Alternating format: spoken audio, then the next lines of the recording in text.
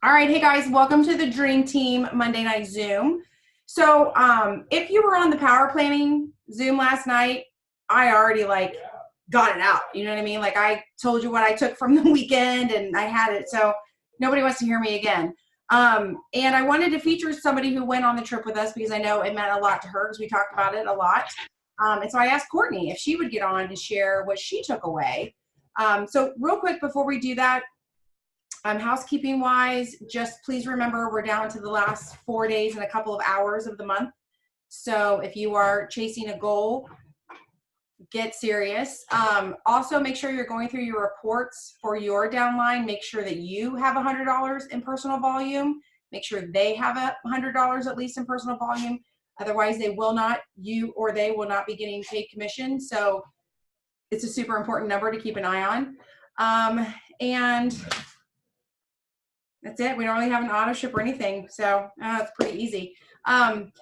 There was a Zoom today that Miss Sandra was actually on, and I still haven't seen the recording yet, but if it gets thrown up, I'm going to share it in the team page because it was lots of different people sharing their takeaways from Toledo. So for those of you that may not know, I feel like everybody on here knows, but just in case somebody's watching a replay and they don't, we spent a day in Toledo. Of course, the dogs are playing with toys now. Hey, so we spent a day in Toledo with a bunch of 200Ks that just taught us from sunup till sundown. And it was very Thrive Palooza-like in the fact it was like a panel and topics, but it was super intimate to where we actually could stand up and ask questions. So don't tell Paul and Jason, but I loved it a million times more than any Thrive Palooza I've ever been to. But so that's what I've asked Courtney to come talk to you guys about tonight. What were her takeaways, anything she wanted to share. So Courtney, I'm going to mute myself out and you are unmuted so you can take it away. All right. So, yes, I'm going to agree with you. I feel like this was way better than a Thrive Palooza. Not to take away from Thrive Palooza, like that's not an excuse for people not to go. But yes, it was very personal and it was intimate. And I don't really feel like you get that with certain leaders. You know, we can see them on Zooms, we can hear them on calls, but to see those people up there on that stage, knowing that they were millionaires or whatever their rank was, it didn't matter. That if you had a question, it got answered. I mean, those people were walking around all over that church with microphones, running to whoever had a question or whoever wanted to say something. You know, and I thought that it was just awesome that people felt comfortable enough that they could do that. So, I'll just kind of go over really what they talked about with us. I do have like 4 pages of notes, so I will try to keep this short. I know we're on a time limit, so I'm going to try my best not to squirrel. But so the first thing that they started talking about was social media and branding. And like what to post and how to post. The first thing they said that we should be doing is we should be showing what Thrive is doing for us. People aren't necessarily interested in a promo or I've got the best deal type of post. They want to know what this product is doing for you, why they should buy into your product. And that you need to be authentic. You need to be sharing and not spamming. And you need to be consistent with your post. So you can't one day talk about how you got the greatest sleep of your life and then the next day talk about the complete opposite. Not that we're not human and that we all don't have things happen and we don't have bad nights of sleep, but you are promoting a health and wellness product. You need to be sharing what that health and wellness product is doing for you and what the benefits are. Not complaining, we see enough of that on Facebook. We need to be showing the positives of what we have. And does your post give value? Kind of just like what I said, are you offering something versus just saying something? And Consistency is a choice. We have the opportunity every single day to get up and decide what we're going to do. So consistency is a choice. If you're consistent with your post, you're consistent with your reach outs, 5, 4, 3, 2, 1, it's a choice. And are you thriving out loud? You know, social media is a great tool. It's free. We get that. But are you thriving out loud? When you are out places, are you wearing your DFT where people can see it? I know it's wintertime. It's kind of hard to do that right now, but I don't care if you have to put a DFT on your forehead for someone to see it. Are you thriving out loud? You know, it's really hard for me because I am in an environment where I'm around sick people all day, but you can bet that I'm going to have a DFT on my hand or on my arm or popping out the top of my shirt somewhere that somebody can see it so they can ask me. I may not be able to give them an answer right away, but you know what? I'm going to keep that person in my mind, and I'm going to go find them on Facebook if it's not a HIPAA violation, and reach out to them. You know what I mean? Or if I'm out the next time and I'm not in a work environment area or setting, I'm gonna be like, hey, remember that day at the pharmacy you saw this? I can actually talk to you about it now. When you're doing your reach outs, you have to emotionally detach yourself. And this is something that I have struggled with for a really long time. You know, I've been doing this for 4 years now, and I still get upset when somebody tells me no. So that's not something that we can just turn off at the flip of a switch. I understand that, but we have to grow some tough skin. And if you're struggling with where or how to reach out, start with your Facebook friends list. Print it out. I actually printed mine out today for the first time ever. I've actually know Tammy and other people have told us to do this before, and I never have, but I did it today. So start there. And one of the things that I love that Maria did while we were there, like when this relates back to when I said how genuine these people are, is there was a lady that stood up. I mean, she was probably, in her 50s, maybe close to, and she didn't know how to do a reach out. Maria said, do you have a Facebook? And she said, yes. She said, do you have a phone? And she said, yes. She said, come here. She made that lady come up on stage. She came and she sat down beside her. Chastity Marie actually got up and had the rest of the panel move so this lady could sit down next to Maria Dillard. Maria took her phone and said, show me somebody who's not a thriver on your Facebook feed. She showed her a person. She had a comment or a post of something that she had made. And she said, is this something that you would buy? And she said, yes. She said, okay. She commented on that lady's post and she said, oh my gosh, I love this. I need it. And she handed her phone back. That is a reach out. Simple. Don't overcomplicate it. And it doesn't have to be about Thrive. You're connecting with people and you're building a relationship with people. And now this lady has somebody to follow up with. Or if she buys her product, when she goes to pick it up, she might have a shiny DFT on her hand and they might spark a conversation. Who knows?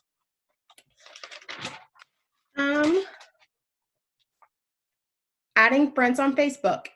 I thought this was really interesting. And this is something that I've not ever done before, and I'm going to start doing it. But Haas said that when you add somebody as a friend on Facebook, that you should send them a message with a few things about yourself. Now, I know that can be kind of,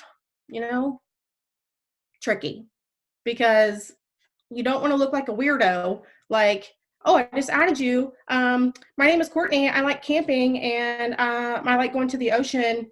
Do you want to hang out sometime? Like, no, I get it. That can be a little bit weird, but you're letting them know that you didn't just add them as a friend because they're a potential thriver to you, or, you don't want to be that spammy, but you're being genuine and you're letting them know, hey, we're connected on Facebook now. We may or may not get to see each other's stuff in our news feed with all the algorithms and all that fun jazz that they do, but here's a few things about myself. Maybe we have something in common. And Natasha Robertson said, that she doesn't ever accept a friend request until a conversation has been had. So I thought that was interesting because I'm all the accept, accept, accept, accept. And then we'll talk later, So I think it's important to maybe try to utilize those two things when we are adding people to our Facebook. The next thing that they were talking about was the roadmap to 200K. And the bulletin said, find a team, train a team, grow a team, and lead by example. So finding a team is hard because not everybody wants what you want. Not everybody's going to do what you do, but that's where you lead by example, and then that team will grow. So you need this business, so go find people that want it. And if you are running and other people aren't running with you, don't get discouraged because they can catch up. And that is something that I also have struggled with too. Say that again, please. Oh, which part, Olivia? I missed it. The find a team, train a team, grow a team, and lead by example. Finding a team is hard, but leading by example will help you grow your team and train your team. And yes, if you're running and you're doing all of the things and you're chasing all of the things, but not necessarily the people that are on your team are doing the same thing, it's okay. They can catch up. You're just a little bit ahead, but it's a race. They're starting their race later than you are. So yes, you're going to be in front of them. Allow them to catch up. That's so hard to do. I know it because I just had a conversation with Sam last week where I was ready to throw in the towel and I was aggravated, and I've got passion and fire and I'm running and nobody else does. But that's okay. I can't give up. I have to keep showing up. I'm not showing up for them. I'm showing up for me. And of course, the basics of growing our teams is VIP 800, 1600, and refer to. We have talked about this from day one. It should be the foundation. It should be the basics of what we do here. Yourself should be thriving for free, number one. Bottom line, no ifs, ands, or buts, you should be thriving for free.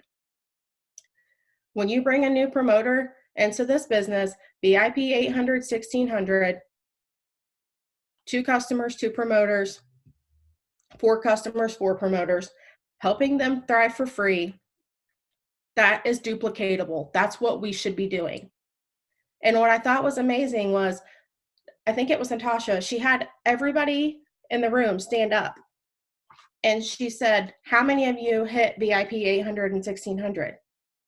If you did, stay standing up. If not, sit down. A lot of people sat down. And you know what was crazy? Is some of those people that were on stage sat down. They're still millionaires. They're still 80Ks, 40Ks, 12Ks. So don't let something that you haven't achieved keep you from going. So the next thing was events, gatherings, and networking. They talked about Zooms, which I feel like we're all very well at that, thanks to Tammy. She does host them for us. She does do the 5, 4, 3, 2, 1 planning Zooms, and we're here every Monday night. I would like to, branch out and do more with my team or more with you guys. We all are here to help each other. So if there's ever someone that we want to talk to, or, just get together and brainstorm, that we can just hop on one of these. We don't have to have a Monday night at 7:30 to talk to each other. We can hop on here any night of the week. Living room locals. I have never done one. I've always just kind of had a Thrive After 5 type of event. And I've used the excuse that I don't think my house is big enough. And it's exactly what I just said. It's an excuse. I don't need a huge house to be able to host a living room local. I need a living room. So that is something I plan on working on doing myself. Expos, corporate events, Expos, I'm kind of iffy on.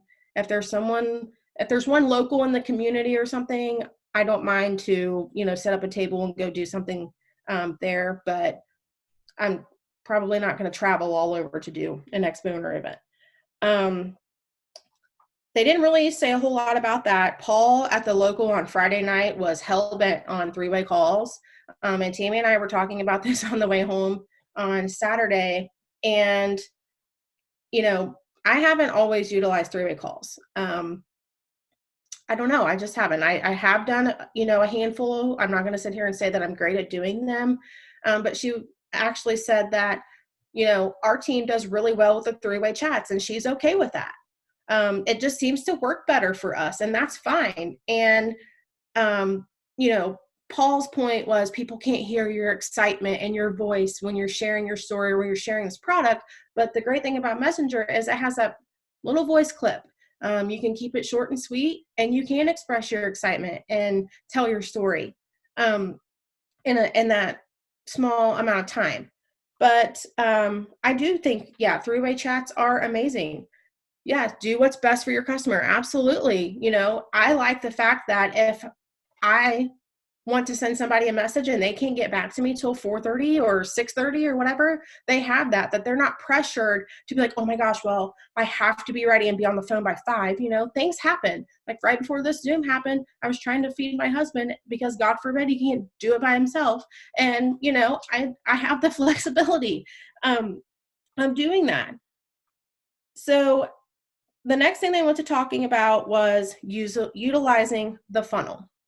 I feel like we're all pretty well aware of what that is. But if you're new and you don't, and you're not able to watch this live, and you can watch the replay, I'll share with you what the funnel is. It's sharing your story, creating the customer a free account, sharing the fan page, the 24-hour call, three-way call or three-way chat, and then following up with them. And then they wanted to talk about time management. This is something that has been really beneficial for me because I work 9-10-hour days sometimes. So I only maybe have an hour in the morning and then a couple hours when I get home to sit down and work my business. Other than me running back and forth to the bathroom 14 times a day, they probably think I have a bladder infection, but I really don't. I'm just trying to send out messages in the nooks and crannies. And that's the important thing, is not to stress yourself out about sitting down and having an hour to do what you need to do. It is literally in the nooks and crannies. I cannot tell you how many people on that stage said, I worked this business better when I had a full-time job. I think it was Courtney Good said that she literally would come home and she would sit in her car in the garage to get away from her kids because that was the only time that she could do this. She went 200K from her car. If you have to, time chunks, set a timer, sit down 15 minutes. Okay, I'm going to do this. I'm going to do my 5, 4, 3, 2, 1, and then I'm going to get up and I'm going to do something else. And later on in the day, just whatever works for you. I know we all have busy lives. Most of you are moms. You have little ones. Do what you can do in the time that you have. And the 5, 4, 3, 2, 1, if you're wanting to grow your business, should be the minimum that you're doing. The minimum. That's a great base to start. And there was so many people in that room. Maria asked, how many of you don't know what 5, 4, 3, 2, 1 is? And I can't tell you how many hands were raised. There were a lot. So if you don't know what 5, 4, 3, 2, 1 is, it is 5 reach outs, 4 follow-ups, 3 social media posts, 2 people to add to your lead list that you want to talk to or potentially reach out to, and connect with a leader. Doesn't take long. You can do 5 reach outs in probably 30 seconds if you really want to. Leaning back to the beginning of that person who didn't know how to do a reach out, it was literally commenting on somebody's Facebook post about what she had.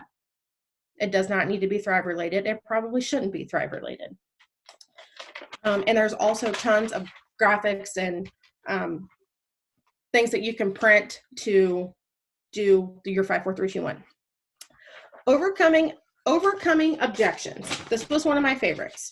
And Tammy, if I'm talking too much or when we get close on time or whatever, just holler at me. I think I'm on my 3rd page, so we should be good. But overcoming objections. Now, I don't know if any of you were actually on that training call that Jason Camper did. I think it was like last week or the week before. And he literally gave us an objection-proof guide. I have mine here with me. I know some of those aren't recorded, so I didn't know if anybody had seen this or not. But he literally had us draw a triangle, and with 3 points. The top point is your story and 1 to 2 others. The bottom left point was the stats of our company. And then on the right point was 1,000 athletes and 1,000 people in the medical field. And right in the middle says you. So it just kind of looks like this. Mine was kind of like chicken scratch. But under you, it said, no one can take your story away from you. You know your story. You know what this product has done for you. And not one person can change that. So he said, when somebody's talking to you or when they're asking you questions, you use these 3 points of the triangle. Well, I know what this product has done for me. I used to snooze my alarm 9 to 10 times in the morning, and I lived off Fountain Cokes every day. I had a hip that bothered me so much I could barely walk, and when I came home, all I wanted to do was eat Doritos and watch TV. Our company has done over $2 billion in sales. We have $10 million in customers. We have over 30 patents, and I know 1,000 athletes and 1,000 people in the medical field that use this product daily. Boom. That is how you overcome your objection. And 9 out of 10 people are going to ask you questions only because they want to sound knowledgeable or because they think they have to ask you a question. And Jennifer Zant said the best thing that I heard the whole day. And it said, you cannot put a value on something you've never experienced. And that is the truth. So when someone is talking to you and they want to know how much this is, and you tell them it's $5 a day, and they say, oh, I can't afford that. Okay? You don't know how much this is worth because you've never experienced this. And I cannot remember the one guy's name. I thought I had it pulled up here. I absolutely loved him. Shoot, what was his name? It was the black guy with anyways, he said something that I thought was really awesome, and it is so simple when we're talking to people and price is an issue that we say, okay, show me your budget. Yes, Mal Owen. Thank you, Lisa. He was awesome. Yeah, show me your budget. Because I guarantee you, if you're going to Starbucks 3 times a day, or if you're going to the gas station and buying monsters that are 2 for $5 or 3 for $7, that you can afford this product. So show me your budget. So I took that as a way when we're talking to someone to kind of take off the pressure of explaining how much things cost. And of course, feel, felt, found. This is so important. You let these people know how you feel. You know how they feel, because this is how I felt and this is what I found. I know that I couldn't sleep at night. I know how, when they say I can't sleep at night, I don't have energy. I know how you felt, girl. I relied on Fountain Cokes all day to get me through, and I crashed by the time after lunch, after eating lunch, and I know exactly how you feel, but this is what I found. I found something that's so simple and easy to take that you only have to do it once a day. It only takes 20 to 40 minutes, and I don't have to worry about that anymore. And the last thing that they really talked about was third-party validation. And that is so true. It's so important that we are connecting these people with other stories. How many times have we told somebody what it's done for us and they just roll their eyes and they're like, yeah, okay, of course you're going to tell me that. It makes you feel like $1,000,000 because you're trying to sell me something. But when they talk to someone else who they have no attachment to, that's when it's going to be believable. And that's so sad to say because there are so many of my friends and family that don't thrive with me. My mother doesn't thrive with me. My sister doesn't thrive with me. My aunts, uncles, none of them. My closest best friends don't thrive with me because they don't believe me. But if I put them on the phone with Tammy or I put them on the phone with Samantha, they might be like, oh, okay. Well, Tammy's not trying to sell me something and Samantha's not trying to tell me something. And you need to connect them with someone who's relatable. If I'm talking to someone that has 4 kids and they're running ragged all day, I'm going to be like, girl, I'm going to put you in contact with my friend Olivia. She has got little ones running around, but she is a mom boss and can slay the day. I think you two would have so much in common. I'm going to throw them in a group chat. Olivia is our team mom. Yes, she is. If I talk to somebody who's a personal trainer or, that does fitness competitions or whatever, I'm going to connect them with Tammy. Somebody who works in a hair salon, I'm going to connect them with Sam. Teachers, I'm going to connect them with Sandra. We have so many people in so many different areas that have done so many different things that we can connect them to. Your connection doesn't always have to be your upline. It can be your sideline. I just told you off the top of my head how many people do different things. It's not like, oh my gosh, I have to talk to this person. Tammy, I need you. Okay, well, Tammy's busy. Tammy has a other job also. Let's reach out to Olivia. Let's reach out to Laura. Let's reach out to Lisa. Hey, I got a girl that's got questions. We don't have to know all of the answers. We just have to sound stupid. And that's exactly what Samantha and Tammy have been doing. We were talking about Samantha at dinner the other night on our way home from Toledo, and I am totally bragging on her, and I know Tammy gave her a shout out yesterday, but she is literally putting people in chats and pretending that she doesn't know what Thrive is. She's been doing this for almost 5 years now. She's like, hey, I had a girl that said, what is it? And she's like, I'm not that great at explaining it, so I'm going to ask Tammy to I'm going to have my friend Tammy explain it to you because she's so much better at it than me. She put Tammy in a chat, and I'm pretty sure that girl placed an order. We need to stop overcomplicating things. Keep it simple. Keep it basic. And that we can do, she has a PPA of 6 due to 6 chats. Amazing. Amazing.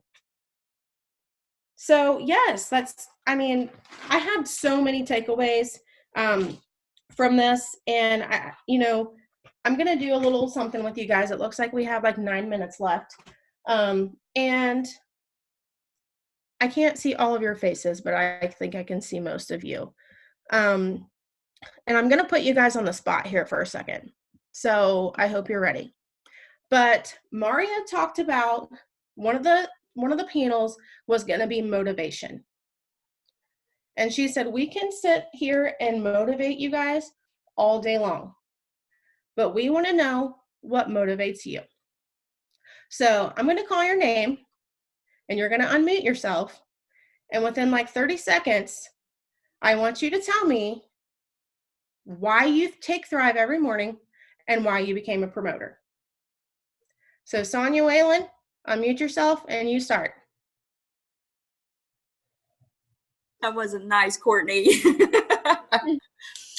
I take Thrive every day because it helps give me the energy so I'm not falling asleep when I'm driving to work. I'm not falling asleep at my desk, and I sleep like a rock star at night. Why did I decide to promote it? Because I want to help people feel like I feel. Awesome. Tammy Battaglia, you're next. Okay, so I started taking Thrive because I am self-employed and I can't have downtime. And the reason I continue to sell Thrive and what motivates me to continue is that I am completely unemployable. And if I ever had to get a job with a boss, it'd be so, so bad. So I got to keep selling Thrive so I can still be self-employed. Awesome. Olivia.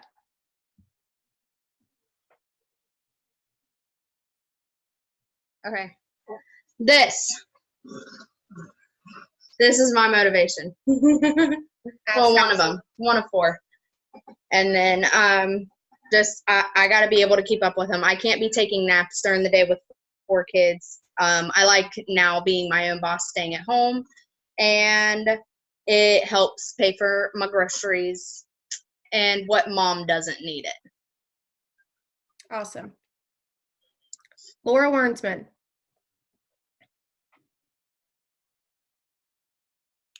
So I started Thrive because, well, I continue to take Thrive because the main thing is my knees were hurting so bad.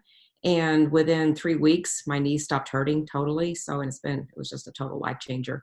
And also it basically saved my daughter's life. So, and I'm not exaggerating. So, and that's the main reason that I continued to promote, and I'm so motivated because I know other people, they truly need it in their life to be productive citizens. So, yeah, so that's kind of deep, isn't it? But yeah. That's awesome. I love it. I love it. Sandra Dilbeck. Yep, you're not muted, or you're still muted. Unmute yourself.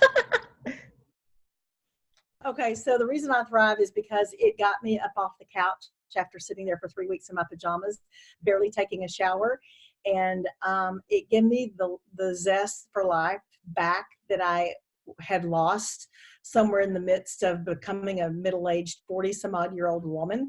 And I'm not a grump anymore. I don't drink 10 jillion Coke Zeros a day anymore. And it gave me the person who I wanted to be at a time when I couldn't be. The reason I promote is I never intended to promote. I just wanted to get my product at a discount. I didn't know about refer to. And then when I realized that I could actually help people, that's probably about 6 or 7 months into the business. That's when I started promoting. Awesome. Lisa Cook.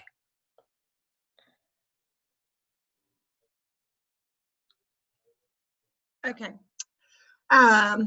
I thrive because of how it makes me feel. I too had some aches and pains that I got rid of after about 7 days on it. And I'm telling you, I know we can't make medical claims, but the last year and a half, I've been in menopause, and it has made a huge difference. I feel like it has made it so much easier. My why is to provide more for my family and to help people feel better. And I say this 100 times, but you guys are my tribe, and I'm so thankful that you're in my life. Awesome. We love it. We love having you. All right, Carolyn. Hi. I started thriving because I was very unhealthy, and I literally lost myself for a few years. And I ignored Sandra for a while, and then one day I knew that I needed her. And I've never looked back. And I promote because I truly love people, and it gives me such joy. So that's why I do it. Awesome. All right.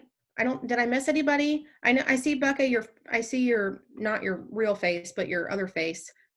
So if you can hear us and you want to say something, you're more than welcome. Oh, there she is. Hi. I'm here. I'm leaving out of town crazy early in the morning. So I'm packing and. Okay. Well, just tell us, we only have 3 minutes and 21 seconds left. So just tell us real quick, why did you start Thriving? Why do you promote? I started Thriving because I was unhappy.